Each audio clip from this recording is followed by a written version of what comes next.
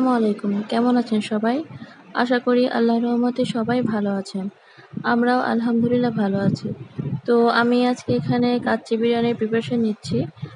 আমার মতো যারা নতুন রাঁধুনি আছেন তাদের জন্য হয়তো আজকের এই ভিডিওটি কিছুটা হলেও উপকারে আসবে। তো চলুন কিভাবে স্টেপ বাই স্টেপ আমি কাজগুলো করছি দেখে নেওয়া যাক। প্রথমেই কাচ্চি বিরিয়ানির জন্য 5 থেকে 6টা বড় সাইজের পেঁয়াজ বেরেস্তা করে নিচ্ছি।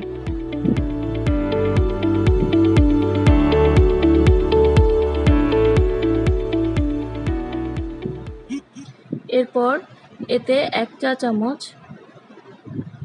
চিনি দিয়ে দিচ্ছি। এতে করে হবে কি, পেঁয়াজ বেরেস্তাগুলো মচমচে হবে। অনেকে পেঁয়াজ বেরেস্তা মচমচে হতে চায় না, তো পেঁয়াজ যখন একটু নরম হয়ে আসবে তখন এতে এভাবে চিনি অ্যাড করে দিলে পেঁয়াজটা বেশ মচমচে হয়ে যাবে।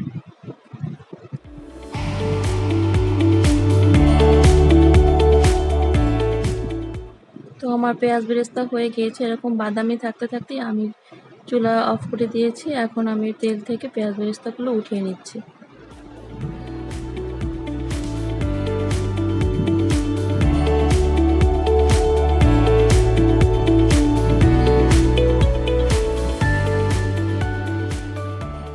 তো হয়ে গিয়েছে আমার পেঁয়াজ বেরেস্তা।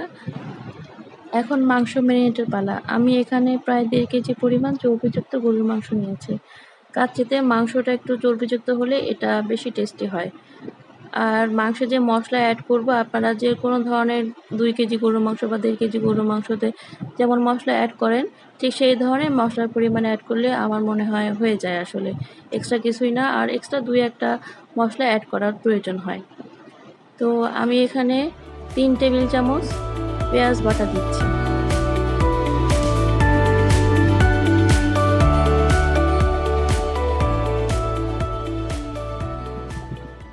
তিন টেবিল চামচ রসুন বাটা,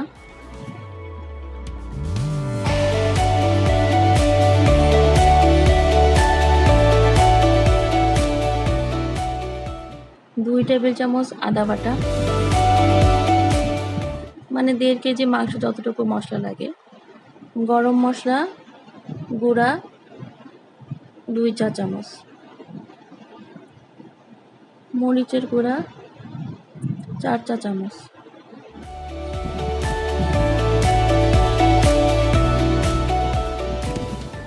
লবণ স্বাদ মতো,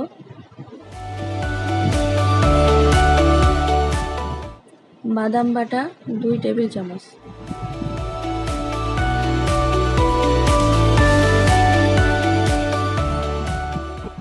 টক দই 250 গ্রাম।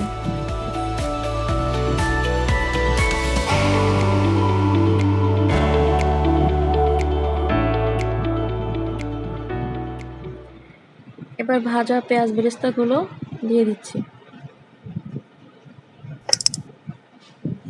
এরপর রাঁধুনির গুঁড়া মশলা, কাচ্চি বিরিয়ানির যে মশলাটা আছে সেটা অ্যাড করতেছি। রাঁধুনি মশলাটা এটা সাধারণত 1 কেজি মাংসের জন্য, তো আমি এখানে 1.5 কেজি নিয়েছি, সেজন্য আরেকটা প্যাকেট থেকে অল্প একটু অ্যাড করছি। তেল প্রায় 2 কাপ অ্যাড করছি।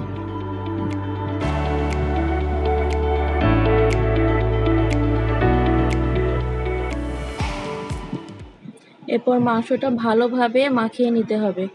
যেহেতু কাচ্চি বিরিয়ানি হাঁড়িতে দেওয়ার পর আর নাড়াচাড়া করার কোনো স্কোপ নেই, সেহেতু এই সময়টায় ভালো করে একদম সুন্দর করে ম্যারিনেট করে নিতে হবে, যাতে মাংসের প্রতিটা কোণায় কোণায় মশলা ঢুকতে পারে। ম্যারিনেট করার পর আমি এটাকে ফ্রিজের নর্মাল অংশে রেখে দিয়েছিলাম আগের দিন রাতে, মানে যেদিন আমি বিরিয়ানিটা রান্না করেছিলাম তার আগের দিন রাতে। তো ম্যারিনেট করা মাংস যত বেশি সময় রাখা যায় মাংসটি তত বেশি জুসি হয়। এখানে আমি 750 গ্রাম ফরচুনের বাসমতি রাইস নিয়েছি। তো এখন আমি চালটা ভালো করে ধুয়ে নেব। যতক্ষণ চাল দিয়ে সাদা পানি বের হবে ততক্ষণ কষলে কষলে চালটা ধুয়ে নিতে হবে। চালটা ধোয়া হয়ে গেলে পানিতে ভিজিয়ে রাখবো 15 থেকে 20 মিনিট। চাল পানিতে ভিজিয়ে রেখে এখানে আমি ছুলে রাখা আলুতে জাফরান রং মিশিয়ে দেব। এতে করে হবে কি, আলুর কালারটা সুন্দর আসবে। অনেকে চাইলে এটা স্কিপও করতে পারেন। জাফরান রং মিশিয়ে আমি আলুটিকে 5 থেকে 6 মিনিট রেখে দিয়েছিলাম। এরপর একটি ফ্রাই প্যানে সামান্য ঘি নিয়ে তাতে আমি আলুগুলো সামান্য ভেজে নেব।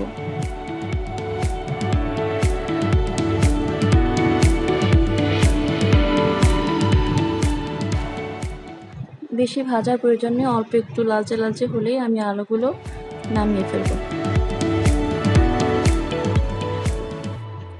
এরপর আমি ভিজিয়ে রাখা চালগুলো একটি স্ট্রেনারে ঢেলে নিব।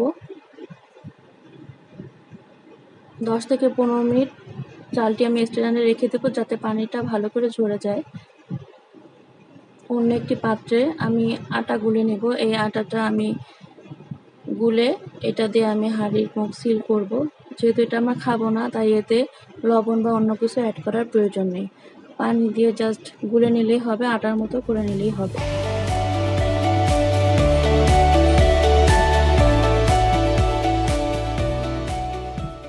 এরপর একটি পাত্রে আমি চাল সিদ্ধ করার জন্য পানি নিয়ে তাতে লবণ এবং লেবু যোগ করব। পানিটা লবণাক্ত হবে, এরকম পরিমাণে লবণ দিতে হবে। এরপর রাঁধুনির গুঁড়া মশলার সাথে গোটা মশলার একটা প্যাকেট থাকে, সেই প্যাকেটটার মশলাগুলো আমি পানিতে অ্যাড করব। এতে তেজপাতা, দারচিনি, এলাচ, শাহি জিরা, গোলমরিচ এই ধরনের মশলাগুলো রয়েছে।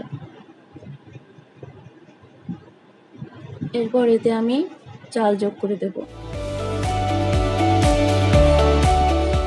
এই সময়টা একটু সতর্ক থাকতে হবে, কারণ চাল আমরা 70% এখানে সিদ্ধ করব। মানে একটা বলক দিলেই আমরা চালটা চুলা থেকে নামিয়ে ফেলব। আমার চালটা হয়ে গিয়েছে। চালটা আসলে লম্বা লম্বা যখন হয়ে যাবে, ভেতরে একটু শক্ত থাকবে, তখন নামিয়ে নিলেই ভালো। এরপর আমি স্ট্রেনারে 70% সিদ্ধ চালটা ঢেলে নেব।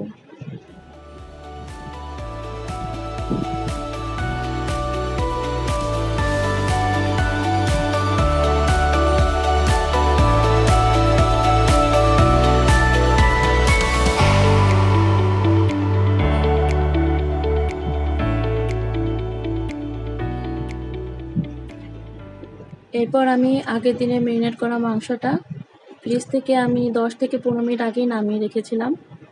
এখন আমি যে পাত্রে রান্না করব সেই পাত্রে আমি মাংসটা ঢেলে দেব। মাংসটা এমনভাবে দিতে হবে যেন কোথাও উঁচু কোথাও নিচু এরকম না হয়, সব দিকে সমানভাবে মাংসটা সেট করে দিতে হবে।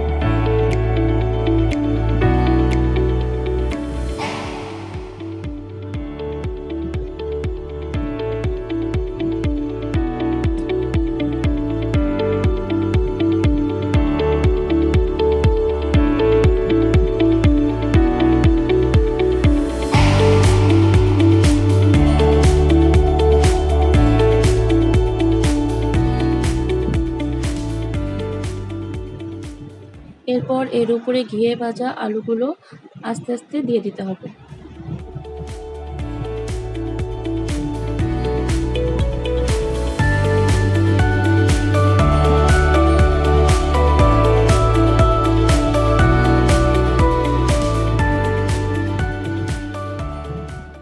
চার পাঁচটা আলু বোখারা দিয়ে দিলাম।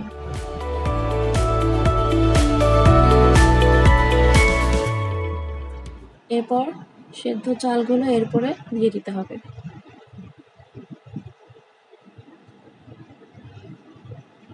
চাল অনেক গরম থাকে, তাই আস্তে আস্তে দিতে হবে যাতে হাত পুড়ে না যায়।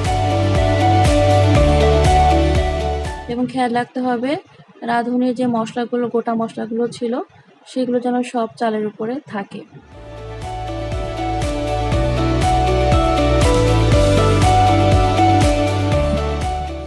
এরপর আরও কিছু আলু বোখারা এর উপরে আমি দিয়ে দিচ্ছি। কিছু কাজু বাদাম দিচ্ছি। অনেকে বাদাম পছন্দ করেন না, তারা এই অংশটা স্কিপ করতে পারেন।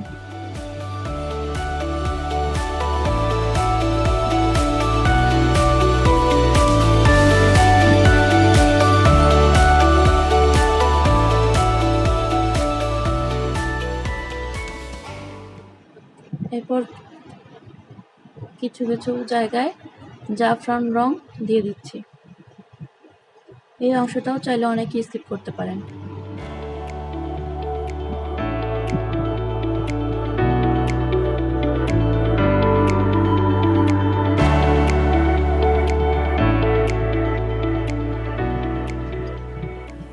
কাঁচামরিচ দিয়ে দিচ্ছি। যে যেরকম ঝাল খান সেরকম পরিমাণে কাঁচামরিচ দেবেন। কাঁচামরিচ দিলে অবশ্য ফ্লেভারটা আমার কাছে বেশ ভালো লাগে। পেঁয়াজ বেরেস্তা দিয়ে দিচ্ছি।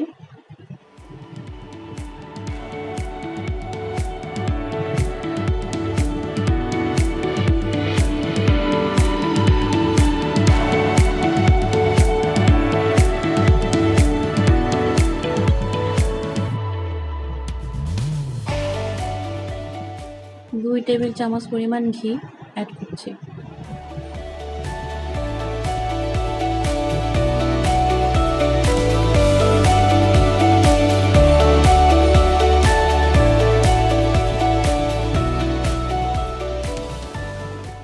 এক কাপ দুধ অ্যাড করছি।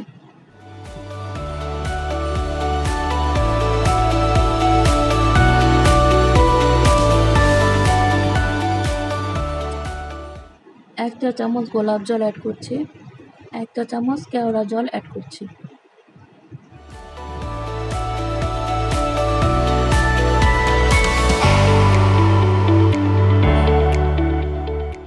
সামান্য পরিমাণে লবণ দিয়ে দিচ্ছি।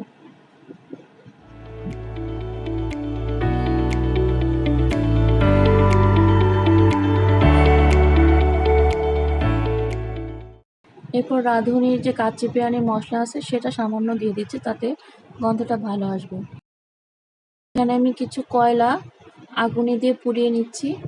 এই কয়লাটা আমি ভাতের উপর দেব একটা পাত্রে করে।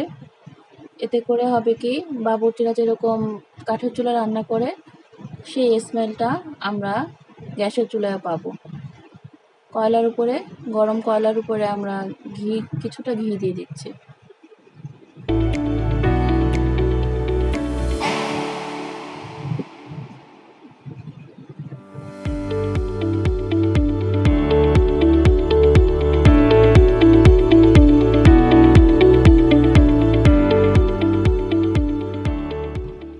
এরপর আটা দিয়ে পাত্রের মুখটা সিল করে দেব।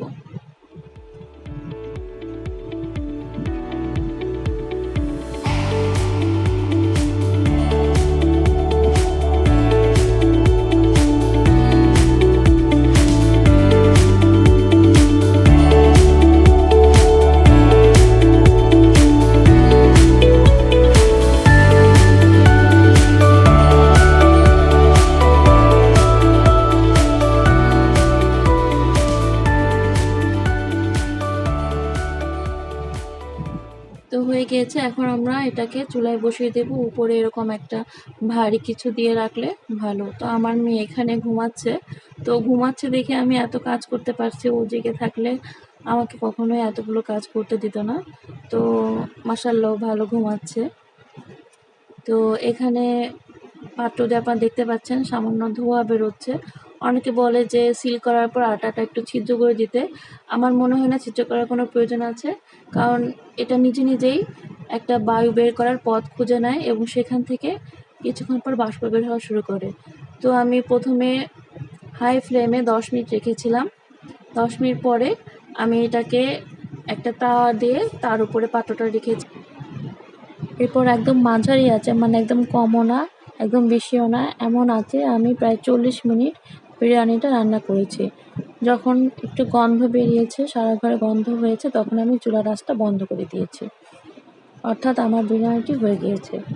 তো আপনারা এখানে দেখতেই পাচ্ছেন বিরিয়ানিটা কেমন হলো। মাংস পুরোপুরি সিদ্ধ হয়ে গিয়েছে, ভাতও অলমোস্ট হয়ে গিয়েছে।